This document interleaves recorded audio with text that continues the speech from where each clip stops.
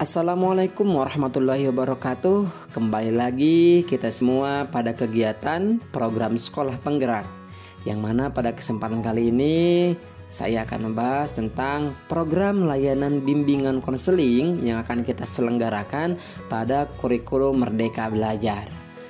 Kami tekankan bahwa ini bisa dijadikan sebagai bahan pembelajaran, tapi juga bisa dikreasikan sesuai dengan inovasi masing-masing dan tentunya sesuai dengan karakteristik lembaga masing-masing.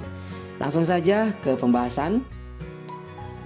Baik, kami tekankan secara keseluruhan perencanaan program bimbingan dan konseling ini hampir sama baik di kurikulum 2013 ataupun juga di kurikulum Merdeka Belajar. Ini minimal jadi poin-poin yang tercantum pada perencanaan program bimbingan dan konseling itu paling tidak dokumen-dokumennya itu mencakup ini: rasional, visi dan misi, deskripsi kebutuhan, tujuan, komponen program, bidang layanan, rencana operasional, pengembangan tema, rencana evaluasi, pelaporan dan tindak lanjut, dan tentunya terakhir ada anggaran. Nah, ini semua merujuk pada struktur program berdasarkan Permendikbud nomor 111 tahun 2014. Jadi poin-poin yang akan kita tulis di dokumen perencanaan program bimbingan dan konseling di kurikulum di kurikulum Merdeka Belajar ini minimal poin-poin ini tercantum. Dan kalau kami perhatikan ini hampir sama dengan program bimbingan konseling di kurikulum 2013. Tetapi, mungkin di sini yang ada perbedaannya. Jadi di alur capaian layanan bimbingan konseling, terutama di jenjang SMA, ini sesuai dengan SKKPD atau Standar Kompetensi Kemandirian Peserta Didik. Nah, di sini mungkin ada perbedaan deskripsinya. Tapi secara keseluruhan apa yang akan menjadi tujuan kita dalam pembuatan program bimbingan konseling hampir sama dengan POP BK yang biasa kita laksanakan di kurikulum 2013.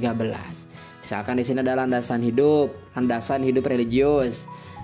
Untuk di fase E-nya melaksanakan berbagai bentuk dan tata cara ibadah sehari-hari atas dasar keyakinan yang dimiliki secara konsisten. Terus di fase F-nya kelas 11 dan 12 melaksanakan berbagai bentuk dan tata cara ibadah sehari-hari atas dasar keyakinan yang dimiliki secara konsisten disertai sikap toleransi. Begitupun juga dengan ke bawahnya ada landasan perilaku etis, kematangan emosi, kematangan intelektual, kesadaran tanggung jawab. Nah, ini jadi muaranya layanan bimbingan konseling yang kita programkan ini bermuara kepada alur capaian layanan bimbingan konseling yang ada di kurikulum Merdeka Belajar. Yang selanjutnya ini hampir sama juga. Jadi ada kesadaran gender, ada pengembangan pribadi, ada perilaku kewirausahaan, kemandirian perilaku ekonomis, terus wawasan kesiapan karir, kematangan hubungan dengan tema sebaya. Jadi apa yang akan kita programkan merujuk kepada capaian layanan yang kita inginkan, dan tentunya nih kita sesuaikan dengan dimensi profil pelajar Pancasila. Misalkan pengembangan pribadi ataupun juga kesadaran gender menunjukkan kolaborasi secara harmonis dengan lain jenis sesuai peran sosial. Kita hubungkan juga dengan dimensi profil pelajar Pancasila. Bagaimana bisa hidup secara harmonis, bisa hidup secara bisa menjalankan sesuai peran sosialnya. Itu di kelas 10 misalkan. Terus di fase F-nya kelas 11 dan 12 mendesain bentuk kolaborasi secara harmonis dengan lain jenis dalam keberagaman peran sosial.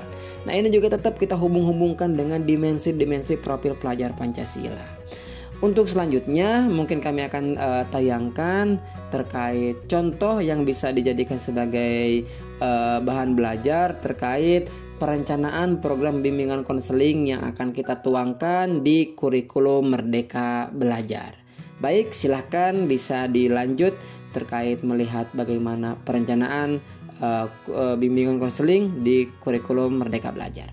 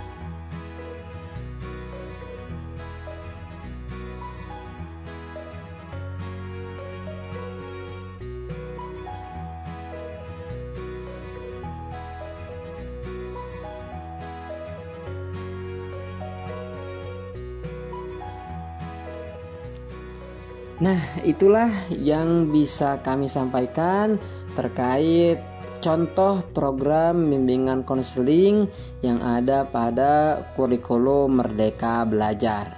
Kami tekankan secara keseluruhan hampir sama dengan kurikulum 2013, baik dengan penggunaan alat instrumen untuk melihat analisis kebutuhan ataupun juga cara mengembangkan tema dan segala macamnya. Itu hampir sama dengan kurikulum sebelumnya. Tetapi mungkin di sini yang perlu ditekankan bahwa dimensi-dimensi profil pelajar Pancasila harus kita bangun, harus kita lihat sudah sejauh mana peserta didik itu memiliki dimensi profil pelajar Pancasila pada setiap dirinya. Itu saja mungkin yang bisa kami sampaikan. Mohon maaf bila ada kekurangannya dan juga kesalahannya. Dari kami dicukupkan sekian. Assalamualaikum warahmatullahi wabarakatuh. Salam Bapak Ibu Guru hebat.